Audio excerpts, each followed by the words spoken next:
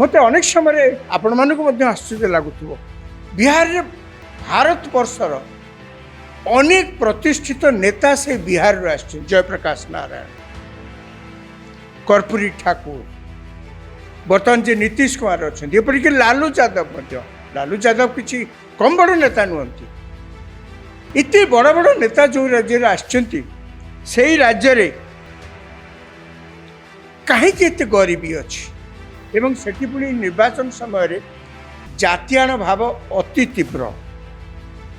एबे निर्वाचन एबे सबु दल बिहार उपरे फोकस करछंती। निर्वाचन फलाफल दृष्टि सबु राजनैतिक दल अपेक्षा रखछंती बिहार रे कोन हबो। कांग्रेस चाहूची जदि बिहार निर्वाचन ने अंतत तांको दल बा लालू प्रसाद यादव आरजेडी सहित मेंट दल जदि जीति जाए ताहले बीजेपी पे यह गोटे बड़ धक्का हबो। केंद्र रे कांग्रेस रो लक्ष्य केंद्र रे बीजेपी जेमती गोटे धक्का सृष्टि करिवो। समान चिंताधारा मध्य अन्य एनडीए दलर मध्य अछि। निर्वाचन साधारण आलोचनार गोटे प्रमुख विषय। जेतेबेले निर्वाचन जोठी हबो से विषय साधारण तुरंत आलोचना आरंभ हो जाए। जेमती वर्तमान नवेम्बर रे निर्वाचन हवा को बिहार रो सारा देश रे बिहार ऊपर चर्चा। टेलीविजन चैनल, खबर कागज, जेते सर्वे जेते जा नेता मानकर बयानबाजी ये सबू बिहार को केंद्र करी वर्तमान होछि। जेमती ओडिशा रे मध्य बिहार विषय आलोचना होछि, किंतु ओडिशा रे जेहेतु आगा को नुआपड़ा निर्वाचन अछि आउ किछि सप्ताह परे नुआपड़ा विषय मध्य आलोचना होछि।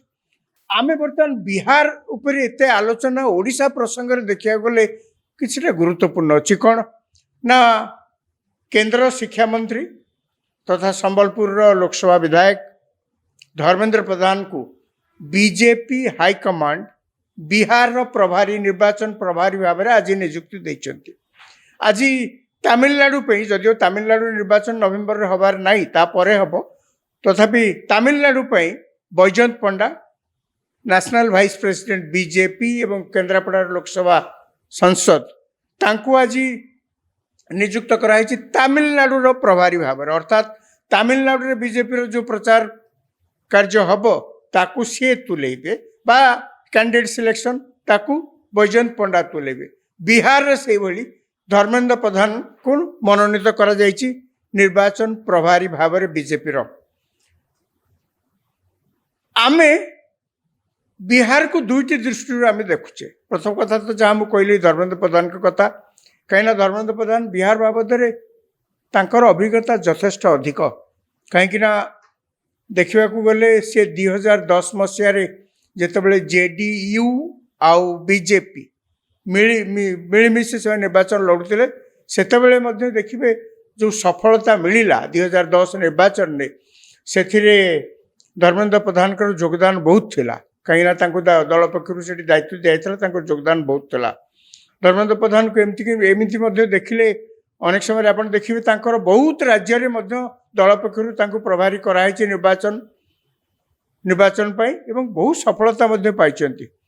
नंदीग्राम पश्चिम बंग नंदीग्राम जो ममता बनर्जी को शुभेन्दु अधिकारी हरई थिले निर्वाचन ने विधानसभा निर्वाचन ने सेतेबेले नंदीग्राम एवं पाखाक अंचल दायित्व थिले धर्मेंद्र प्रधान। उत्तर प्रदेश जो निर्वाचन है योगी आदित्यनाथ से निर्वाचन पर जिते मुख्यमंत्री हेले से बीजेपी जो सफलता था तार मुख्य कर्णधार थिले कह गले धर्मेंद्र प्रधान से ही दायित्व थिले। छत्तीसगढ़, झारखंड अनेक राज्य से देखिले सबुठ बड़ कृतित्व हूँ हरियाणा।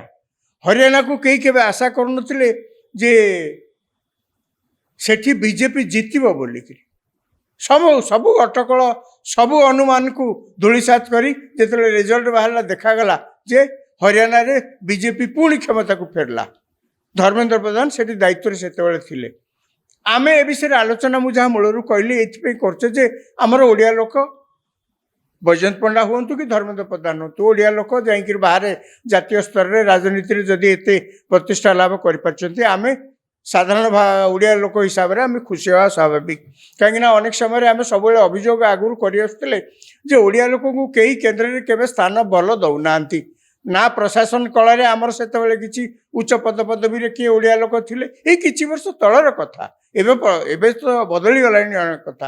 ନା ଶାସନ କଳରେ ଆମର କିଛି ବଡ଼ ବଡ଼ ପଦପଦବୀରେ କିଏ ଥିଲେ, ନା ରାଜନୀତିରେ କିଏ ଥିଲେ। ଏପରି କଂଗ୍ରେସ ଶାସନ ସମୟରେ ସବୁବେଳେ ଗୋଟେ ଅଭିଯୋଗ ହୁଏ ଯେ କଂଗ୍ରେସ ଶାସନ ସମୟରେ ଓଡ଼ିଆ ଲୋକଙ୍କୁ କେହି, ଆମର ଯେତେ MP ପଛରେ ନିର୍ବାଚିତ ହେଇକି ଯାଆନ୍ତୁ ନା କାହିଁକି, କଂଗ୍ରେସ ଯେତେବେଳେ କେନ୍ଦ୍ରରେ ସରକାରରେ ଥିଲେ ଆମ ଓଡ଼ିଆ ଲୋକଙ୍କୁ ବେଶୀ କିଛି ମନ୍ତ୍ରୀ ପଦ ସେ ଦିଅନ୍ତିନି। ସେଇଟା ଆମେ ଦେଖିଲୁ, ତାର ବିପରୀତ କଥାଟା ଆମେ ଦେଖିଲୁ ଯେ ଓଡ଼ିଆ ଲୋକଙ୍କୁ ବହୁତ ବହୁତ ଅଧିକ ପ୍ରାଧାନ୍ୟ ଯେତେବେଳେ NDA ସରକାର ଆସିଛି ଅଟଳ ବିହାରୀ ବାଜପେୟୀଙ୍କ ସମୟରେ ଏବଂ ବର୍ତ୍ତମାନ ନରେନ୍ଦ୍ର ମୋଦୀଙ୍କ ସରକାର ସମୟରେ ଆମେ ଦେଖୁଛେ ଯେ ବହୁତ ବହୁତ ଓଡ଼ିଆ ଲୋକଙ୍କୁ ସେଠି ବିଭିନ୍ନ ପଦପଦବୀରେ ଏବଂ ମନ୍ତ୍ରିମଣ୍ଡଳରେ ମଧ୍ୟ ସ୍ଥାନ ମିଳୁଛି। ବିହାର କଥା ଯଦି ଦେଖାଯାଏ, ବିହାର ଗୋଟେ ବହୁତ କ୍ରିଟିକାଲ ରାଜ୍ୟ।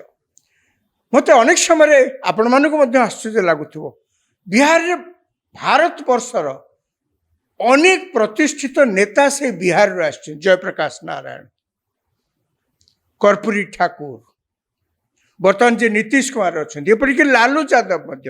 ଲାଲୁ ଯାଦବ କିଛି କମ୍ ବଡ଼ ନେତା ନୁହନ୍ତି। ଏତେ ବଡ଼ ବଡ଼ ନେତା ଯେଉଁ ରାଜ୍ୟରେ ଆସିଛନ୍ତି, ସେଇ ରାଜ୍ୟରେ କାହିଁକି ଏତେ ଗରିବୀ ଅଛି?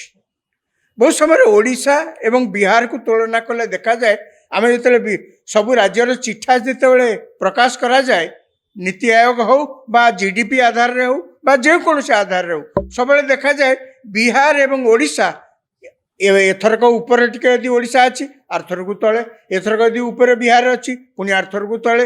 ବର୍ତ୍ତମାନ GDP ଆଧାରରେ ଦେଖାଗଲେ ଓଡ଼ିଶା ନମ୍ବର ହେଉଛି 14, ବିହାର ଆସୁଛି 15। ମାନେ ଆମଠୁ ବିହାର ଆଉ ଟିକେ ଖରାପ। ମୁଁ ଅନେକ ସମୟରେ ଭାବେ ଓଡ଼ିଶା କଥା ତ ହେଉଛି ପ୍ରାଚୁର୍ଯ୍ୟରେ ଅନାଟନ, ମାନେ ଆମର ସବୁ କିଛି ଅଛି ତାପରେ ଗରିବୀ। କିନ୍ତୁ ବିହାରରେ ଦେଖିବାକୁ ଗଲେ ବହୁତ କିଛି ନାହିଁ। କାହିଁକିନା 2000 ମସିହାରେ ଯେତେବେଳେ ବିହାରରୁ ଅଲଗା ହେଇଗଲା, ବିହାର ଦୁଇ ଭାଗ ହେଇଗଲା, ସେତେବେଳେ ତ ଝାଡ଼ଖଣ୍ଡରେ କହିବାକୁ ଗଲେ ସବୁକିଛି ଖଣିଜ ପଦାର୍ଥ ସବୁକିଛି ଝାଡ଼ଖଣ୍ଡରେ ରହିଗଲା। ବିହାରରେ ସେତେବେଳେ ଅନେକ ମନ୍ତବ୍ୟ ଦେଲେ ଯେ ବିହାରରେ କେବଳ ବଢ଼ି ପାଣି, ଆଉ କିଛି ରହିଲାନି ବିହାରରେ। କିନ୍ତୁ ତାପରେ ବି ଅନେକ ସମୟରେ ମୁଁ ଭାବେ, ଅନେକ ଲୋକ ମଧ୍ୟ ତାପରେ ପ୍ରଶ୍ନ କରନ୍ତି, ବିହାରରେ କାହିଁକି ଏତେ ଦାରିଦ୍ର୍ୟ? ବିହାରର ସଭ୍ୟତା, ବିହାରର ସଂସ୍କୃତି ଅତି ଉତ୍କୃଷ୍ଟ ଧରଣର, ଅତି ଉନ୍ନତ ମାନର। ଏହାପରେ ଏତେ ବଡ଼ ବଡ଼ ନେତା ଅଛନ୍ତି, ସେଠି ଜୟପ୍ରକାଶ ନାରାୟଣଙ୍କ ଭଳିଆ ନେତା ଯୋଉଠି ବିହାର ଜନ୍ମ ଦେଇଥିଲା, କାହିଁକି ସେଠି ଏତେ ଗରିବୀ? ଏବଂ ସେଠି ପୁଣି ନିର୍ବାଚନ ସମୟରେ ଜାତୀୟାଣ ଭାବ ଅତି ତୀବ୍ର। ଏବେ ସବୁ ଦଳ ବିହାର ଉପରେ ଫୋକସ୍ କରୁଛନ୍ତି। ଗୋଟିଏ ପଟେ NDA ଯେଉଁଥିରେ BJP ଅଛି ଏବଂ ନୀତିଶ କୁମାରଙ୍କର ଦଳ JDU, ଦ୍ୱିତୀୟରେ RJD ଏବଂ କଂଗ୍ରେସ ମେଣ୍ଟ, ତାଙ୍କ ସାଙ୍ଗରେ ବାମପନ୍ଥୀ ମଧ୍ୟ ଅଛନ୍ତି, CPI MLL, ସେମାନେ ମଧ୍ୟ ଅଛନ୍ତି ଇଣ୍ଡି ମେଣ୍ଟ ବା ସେଠି ଦେଖିବାକୁ ଗଲେ। ଏବେ ଜନସ୍ୱରାଜ୍ୟ ପାର୍ଟି ପ୍ରଶାନ୍ତ କିଶୋରଙ୍କର, ସିଏ କିଛି ବର୍ଷ ହେଲାଣି ବିହାରରେ ଚାରିଆଡ଼େ ଗାଁ ଗାଁ ବୁଲିକିରି ଲୋକମାନଙ୍କୁ ସେଠି ବୁଝେଇବାରେ ବ୍ୟସ୍ତ। କ'ଣ ବୁଝଉଛନ୍ତି ନା କାହିଁକି ସେମାନେ ଅନଗ୍ରସର ହେଇକିରି ବିହାର ଏପର୍ଯ୍ୟନ୍ତ ଅଛି, କ'ଣ ବିହାରୀ ଲୋକଙ୍କ ପାଖରେ କେଉଁ ପ୍ରକାର ଗୁଣ ଗାରିମା ନାହିଁ ଯେ ସେମାନେ ଏତେ ପଛୁଆ ହେଇକିରି ରହିଥିବେ। କାହିଁକି ବିହାର ଲୋକଙ୍କୁ ଅନ୍ୟମାନେ ଅନ୍ୟ ପ୍ରଦେଶରେ ଯାଇକିରି ସେଠି କାମ କରିବାକୁ ପଡ଼ୁଛି, ଅଥଚ ବିହାରରେ ଦେଖିବାକୁ ଗଲେ କିଛି ନାହିଁ, ଏମିତି କଥା। ସେ ହେଉଛନ୍ତି ଇଲେକ୍ସନ ଷ୍ଟ୍ରାଟେଜିଷ୍ଟ ପ୍ରଶାନ୍ତ କିଶୋର। ବହୁତ ରାଜନୈତିକ ଦଳ ସହିତ ସେ ଅତୀତରେ ସଂଶ୍ଳିଷ୍ଟ ଥିଲେ, ସେମାନେ କେମିତି ନିର୍ବାଚନରେ ଜିତିବେ। ଯେମିତି BJP ସହିତ ମଧ୍ୟ ପ୍ରଶାନ୍ତ କିଶୋର ଗୋଟେ ସମୟରେ ଥିଲେ, ମମତା ବାନାର୍ଜୀଙ୍କ ତୃଣମୂଳ କଂଗ୍ରେସ ସହିତ ମଧ୍ୟ ପ୍ରଶାନ୍ତ କିଶୋର ସେଠି ମଧ୍ୟ ଥିଲେ। ସିଏ ହେଉଛି ତାଙ୍କର ବ୍ୟକ୍ତିଗତ ବ୍ୟବସାୟିକ ସମ୍ପର୍କ, ସେଥିରେ ରାଜନୀତି ସହିତ ତାର କିଛି ସମ୍ପର୍କ ନାହିଁ। ବର୍ତ୍ତମାନ ସେ ସବୁକୁ ଛାଡ଼ି ରାଜନୀତିରେ ମନୋନିବେଶ କରୁଛନ୍ତି ଏବଂ ବିହାରରେ, ଯେହେତୁ ସେ ବିହାରର, ତେଣୁ ସେ ବିହାରରେ କନସେନ୍ଟ୍ରେଟ୍ କରୁଛନ୍ତି। ବର୍ଷ ବର୍ଷ ଧରି ଲୋକଙ୍କୁ, ଯୁବ ସମାଜକୁ ବିଶେଷ କରି ସେ ଆକୃଷ୍ଟ କରୁଛନ୍ତି। ଏଇ ନିର୍ବାଚନରେ ଅନେକ କହୁଛନ୍ତି ଯେ ପ୍ରଶାନ୍ତ କିଶୋର ମଧ୍ୟ ଗୋଟିଏ ଫ୍ୟାକ୍ଟର ହେବେ।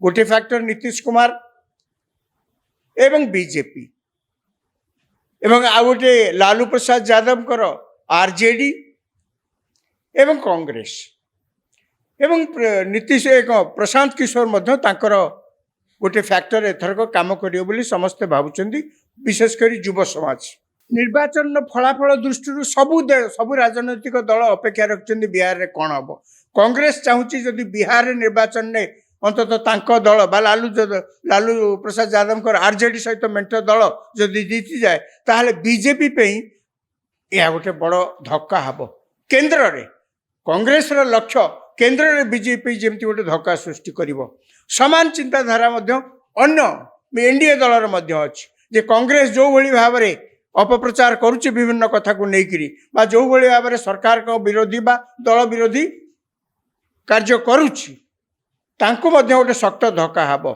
इतिमध्य कांग्रेस तार निकट प्रभाव सृष्टि करने बिहार में कार्यकारिणी कमिटी बिहार में बसई पाटना से करुले कांग्रेस कार्यकारिणी बैठक यार भितर केंद्र इलेक्शन कमिशन एक देखाई जे इलेक्शन कमिशन बिहार रे एसआईआर स्पेशल इंटेंसिव रिविजन जहाँ कहती भोटर लिस्ट सब निर्वाचन पूर्व करा जाए किंतु यही निर्वाचन पूर्व भोटर लिस्ट को रिगरसली अति टिकिलिखी भाव में रिगर भोटर लिस्ट को तर्जमा करा जाए जो माने सब मृत जो माने सब बाहर राज्य को जाकर सेठारे भोटर रही जो मानकर एठी भोट दबार आउ किछि कौनसी अधिकार मध्य नाही एमती मिसईकरी प्राय इलेक्शन कमिशन बिहार रु 65,20,000 रु अधिक भोटर को भोटर लिस्ट बाद दे दी जहाँ को केन्द्र करी बर्तमान कांग्रेस चारिआडे आंदोलन करुच्ची कांग्रेस कहूँ जे ये गोटे भोट चोरी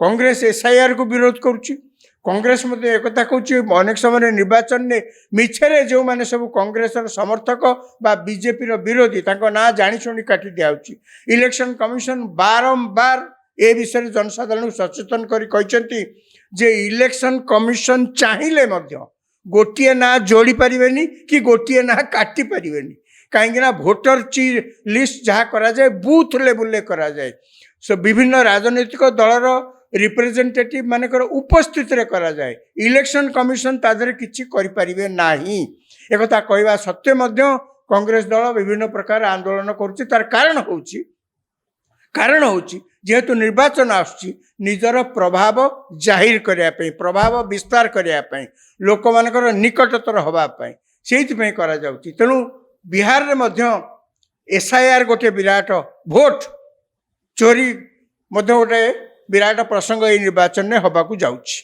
बर्तमान देखो बिहार पॉलिटिक्स आम सब बिहार आ यूपी रे जिते निर्वाचन चर्चा हुए समस्त सब कहती जे जातिआण भित्ति भोट करा जाए किंतु जेते प्रोग्रेसिव थॉट्स अच्छी जेते उत्कृष्ट धरणर जेते उन्नत धरणर चिंताधारा जेते जनसमाज भितर लोकों भितर आदृत हब समस्ते से निश्चय कहे जाति भित्तिरे निर्वाचन हवा उचित नुहे कहीं जाति भित्तिरे जदि निर्वाचन हुए जाति भित्तिरे जदि लोक भोट दियंती आंचलिकतावाद को केन्द्र करी जदि लोक भोट दियंती ताहले राज्य बा देश आगेबार प्रश्न उठु नहीं आमर केवल गोटे जाति आम हूँ भारतीय या बाद जो सामाजिक विभक्तिकरण सब विभिन्न जगार सारा भारत वर्ष कहवा गले सारा पृथ्वी रे प्रकार सामाजिक विभक्तिकरण अच्छी किंतु सामाजिक विभक्तिकरण को जदि गोटे निर्वाचन आयुध भाव निर्वाचन अस्त्र भाव व्यवहार करा जाए ना से लोक लाभवान ने ना से राज्य लाभवान हम ना से देश लाभवान हम से अनेक समय समस्त लक्ष्य करथिबे निर्वाचन समय अनेक बुद्धिजीवी माने से सब कहती आपण जहाँ को पसंद कर विवेक अनुसार भोट दिंतु कार किसी कहबार नहीं किंतु आपण को भोट जाति आधार रे न होबा उचित आपण को भोट आंचलिकतावाद आधार रे न होबा उचित ताहेले राज्य केबे आगे परिबनी लोक केबे आगे परिबनी अनेक समय चिंता बाध्य हुए यही बाध्य होगा पड़े जे यही प्रकार चिंताधारा बिहार एवं यूपी अच्छी बोले अनेक समय आश्चर्य होगा पड़े जिते जहाँ से निर्वाचन में अनेक समय आम देखीचे मीडिया रे आलोचना करती यही जातिआण आधार आलोचना करती डेवलपमेंट आधार रे किए आलोचना करती डेवलपमेंट कहीं बिहार रे उदाहरण स्वरूप बिहार रे अनेक थर आ भितर संवादपत्र एवं टेलीविजन देखी अनेक पोल भुशुड़ी जाउछि कहीं କାହିଁକି ଏତେ ଏତେ ରାସ୍ତା ଠିକ୍ ଭାବରେ ତିଆରି ହେଇପାରୁନି, କାହିଁକି ଗୋଟିଏ ବର୍ଷାରେ ରାସ୍ତା ଧୋଇ ଯାଉଛି, କାହିଁକି ଆଇନ ଶୃଙ୍ଖଳା ପରିସ୍ଥିତିରେ ଏତେ ଅବନତି। ଅବଶ୍ୟ ଏକଥା ସତ, ନୀତିଶ କୁମାର ଶାସନ ଭାର ଦାୟିତ୍ୱ ନେଲା, ଶାସନ ଦାୟିତ୍ୱ ବିହାରରେ ନେଲା ପରେ ବିହାରର ଶାନ୍ତି ଶୃଙ୍ଖଳା ପରିସ୍ଥିତିର ଯଥେଷ୍ଟ ଉନ୍ନତି ହେଇଛି, ଯାହା ତାଙ୍କ ପୂର୍ବରୁ ଲାଲୁ ପ୍ରସାଦ ଯାଦବଙ୍କର ଶାସନ ସମୟରେ ବିହାରରେ ଯାହା କହନ୍ତି ଜଙ୍ଗଲ ରାଜ ଚାଲୁଥିଲା। ସମସ୍ତେ ଯେଉଁ ମନ୍ତବ୍ୟ ଦେଉଥିଲେ ବିହାରରେ ଆଇନ ଶୃଙ୍ଖଳା ପରିସ୍ଥିତି କିଛି ନାହିଁ, ଆପଣ ରାସ୍ତାରେ କ'ଣ ଯାଉଥିଲା ବେଳେ କ'ଣ ଘରେ ଥିଲେ ମଧ୍ୟ କିଏ ଆପଣଙ୍କୁ ନେଇକରି କିଡନାପ କରିକି ରାନସମ୍ ମାଗିବାରେ ବ୍ୟସ୍ତ। ବିହାରକୁ ଲୋକ ଡରୁଥିଲେ ଯିବା ପାଇଁ। ସମାନ ଅବସ୍ଥା ମଧ୍ୟ ୟୁପିରେ ଥିଲା। ପୁରା ନର୍ଦର୍ନ ବେଲ୍ଟରେ ଅନେକ ଜାଗାରେ ଆପଣ ଦେଖିବେ ଲୋକମାନେ ଭୟ କରୁଥିଲେ। ନୀତିଶ କୁମାରଙ୍କ ଶାସନ ଆସିଲା ପରେ ନିଶ୍ଚିତ ଭାବରେ, ଏପରିକି ତାଙ୍କର ସମାଲୋଚକ ମାନେ ମଧ୍ୟ ଏକଥା ସ୍ୱୀକାର କରିଛନ୍ତି, ନୀତିଶ କୁମାର ଆସିଲା ପରେ ବିହାରରେ ଶାସନ ବ୍ୟବସ୍ଥାରେ ଯଥେଷ୍ଟ ଉନ୍ନତି ହେଇଛି। କିନ୍ତୁ ଏବେ ମଧ୍ୟ ବିହାର ଭାରତର ଅନଗ୍ରସର ରାଜ୍ୟ ମଧ୍ୟରେ ବିହାର ଗୋଟେ ବୃହତ ରାଜ୍ୟ, ଛୋଟ ରାଜ୍ୟ ନୁହେଁ। ଓଡ଼ିଶା ଯେମିତି ଗୋଟେ ବଡ଼ ରାଜ୍ୟ, ବିହାର ମଧ୍ୟ ସେମିତି ଗୋଟେ ବଡ଼ ରାଜ୍ୟ। ଯେତେ ଭାରତବର୍ଷରେ ବଡ଼ ବଡ଼ ରାଜ୍ୟ ଅଛନ୍ତି 12 କି 14 ଭିତରେ ଯେଉଁମାନେ ସଂଖ୍ୟା, ତାଙ୍କ ଭିତରେ ବିହାର ହେଉଛି ଗୋଟେ ବଡ଼ ରାଜ୍ୟ। ବଡ଼ ରାଜ୍ୟ ଭିତରେ ଓଡ଼ିଶା ଯେମିତି 15ରେ ଆସୁଛି, ବିହାର 14ରେ, ଓଡ଼ିଶା ଯେମିତି 14ରେ ଆସୁଛି, ବିହାର 15ରେ ବର୍ତ୍ତମାନ ଆସୁଛି। ମାନେ କହିବା କଥା ଯେ କାହିଁକି ବିହାରରେ ଏ ପ୍ରକାର ପରିସ୍ଥିତି ସୃଷ୍ଟି ହେଉଛି। ମୋଟାମୋଟି ଭାବରେ ଦେଖାଯାଏ ଯେ ବିହାରରେ ଉଚ୍ଚ ଜାତିର ଯେଉଁମାନେ ସବୁ ଥାଆନ୍ତି ସେମାନେ ଲାଲୁ ପ୍ରସାଦ ଯାଦବ ବା ଏନଡିଏ ସମର୍ଥକ ଥାଆନ୍ତି, ଏବଂ ଯେଉଁମାନେ ଲାଲୁ ଯାଦବ ଏବଂ କଂଗ୍ରେସ ମେଣ୍ଟରେ ସେମାନଙ୍କୁ ଦେଖାଯାଏ ଯେ ସେମାନେ ଯାଦବ, କୁର୍ମୀ, କୁଶବା ଏମାନେ ସବୁ ନୀତିଶ କୁମାରଙ୍କ ଦଳର ଲୋକ। ମାନେ ଅନେକ ଯାଦବ ଲୋକ ମଧ୍ୟ ସେକଡ଼େ କଂଗ୍ରେସ ଏବଂ ଲାଲୁ ଯାଦବଙ୍କର ଦଳରେ ମଧ୍ୟ ଅଛନ୍ତି।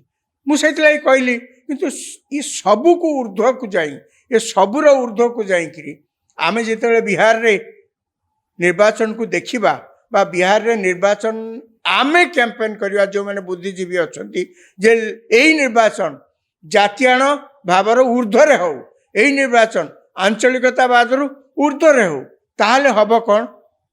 ଦେଶ ଲାଭବାନ ହେବ। ଦେଶ ଲାଭବାନ ହେବାର ଆବଶ୍ୟକତା ବର୍ତ୍ତମାନ ସମୟରେ ଅଧିକ, କାରଣ ଭାରତର ଆନ୍ତର୍ଜାତିକ ପରିସ୍ଥିତି, ଭାରତ ଚାରିକଡ଼ ଯାକ ଯେଉଁ ଦେଶ ତାଙ୍କର ଆମ ପ୍ରତି ଯେଉଁ ମନୋଭାବ, ଆମେରିକାର ଆମ ପ୍ରତି ଯେଉଁ ମନୋଭାବ, ଆମକୁ ଆଗକୁ ଯିବାକୁ ପଡ଼ିବ। ସେଥିପାଇଁ ଅକ୍ଳାନ୍ତ ପରିଶ୍ରମ କରିବାକୁ ପଡ଼ିବ। ମୁଁ ଏଇ ନିର୍ବାଚନକୁ ଗୋଟେ ଆୟୁଧ ଭାବରେ, ଏଇ ନିର୍ବାଚନକୁ ଗୋଟେ କାରଣ ଭାବରେ ଆପଣଙ୍କ ଆଗରେ ଉପସ୍ଥାପିତ କରିବାର ମୂଳ ଉଦ୍ଦେଶ୍ୟ ହେଉଛି ସବୁ ନିର୍ବାଚନରେ ଏହି ପ୍ରକାର ଆଞ୍ଚଳିକତାବାଦର କଥା ଉଠାଯାଏ, ଏହି ପ୍ରକାର ଜାତୀୟାଣବାଦର କଥା ଉଠାଯାଏ। ବିକାଶ କଥା କେହି କେବେ କୌଣସି ଜାଗାରେ ତାକୁ ଗୋଟେ ପ୍ରସଙ୍ଗ କରନ୍ତି ନାହିଁ। ଆମେ ଆଶା କରିବା ଅନ୍ତତଃ ବିହାରରେ ପ୍ରଥମ ଥର ପାଇଁ ଏଥରକ ବିକାଶ ଗୋଟେ ବଡ଼ ପ୍ରସଙ୍ଗ ହେବ, ତାହେଲେ ବିହାର ଉନ୍ନତି ଲାଭ କରିବ। ଆମେ ମଧ୍ୟ ଓଡ଼ିଶାରେ ସମାନ, ଓଡ଼ିଶାରେ ଜାତୀୟାଣ ଭାବ ନାହିଁ, ଓଡ଼ିଶାରେ ଜାତି ପ୍ରଥାରେ କୌଣସି ଲେଶ ମାତ୍ର ଚିହ୍ନ ନାହିଁ, ନିର୍ବାଚନ ସମୟରେ ହୁଏନି। କିନ୍ତୁ ଯେତେବେଳେ ଅନ୍ୟ ଜାଗାରେ ଏହି ପ୍ରକାର ଘଟଣା ଘଟୁଛି, ତାହାର ଗୋଟିଏ ଛୋଟ ପ୍ରଭାବ ମଧ୍ୟ ଅନେକ ସମୟରେ ପଡ଼ୋଶୀ ରାଜ୍ୟମାନଙ୍କୁ ହେଇଥାଏ। ମୂଳରୁ ଯଦି ସେହିସବୁ ଜାଗାରେ ଏଗୁଡ଼ାକ ବନ୍ଦ ହେଇପାରେ, ତାହେଲେ ରାଜ୍ୟ, ଲୋକେ, ଦେଶ ସମସ୍ତେ ଲାଭବାନ ହେବେ।